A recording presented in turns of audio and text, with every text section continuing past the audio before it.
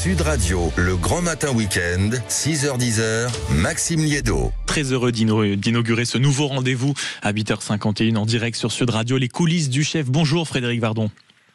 Bonjour Maxime Liédo. Merci beaucoup d'être avec nous ce matin. C'est le nouveau rendez-vous du week-end. Vous allez, on va dire, nous faire découvrir les coulisses du chef, les coulisses évidemment d'une actualité qui concerne la gastronomie, la façon, la consommation d'une certaine manière des Français.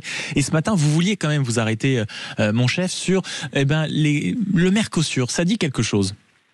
Oui, le Mercosur, ça dit un fonctionnement qui est à peu près incompréhensible et pour le consommateur et pour nous les chefs de cuisine, parce que on parle d'un échange commercial entre l'Amérique du Sud, exceptionnel, c'est super, tout va bien, évidemment on ne peut pas vivre dans un monde fermé, mais on a un peu de mal à comprendre, surtout sur le sujet agricole. On a des agriculteurs en France, si j'ai bien compris, qui ont du mal à vivre.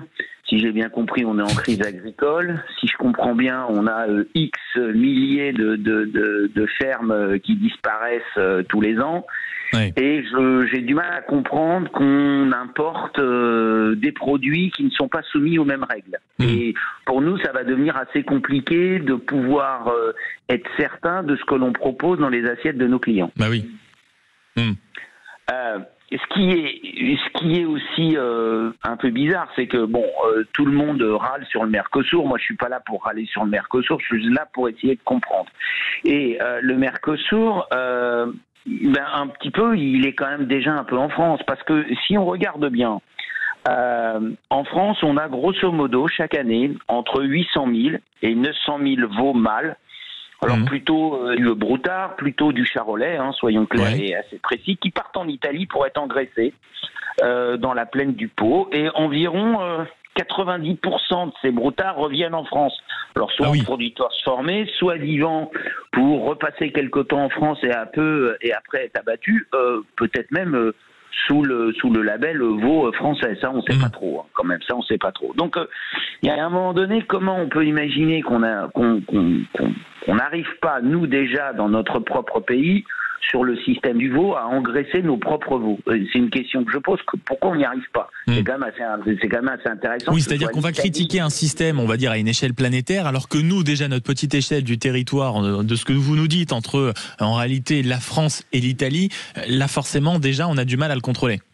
Eh ben oui, on a déjà du mal à le contrôler, puisque on travaille avec nos amis italiens pour engraisser nos veaux. Alors très bien, c'est super, ça reste en Europe. Mais le Mercosur, est-ce que ça ne sera pas aussi l'occasion, pardon chef, je vous coupe, est-ce que ça ne sera pas aussi l'occasion à un moment d'interroger le consommateur français?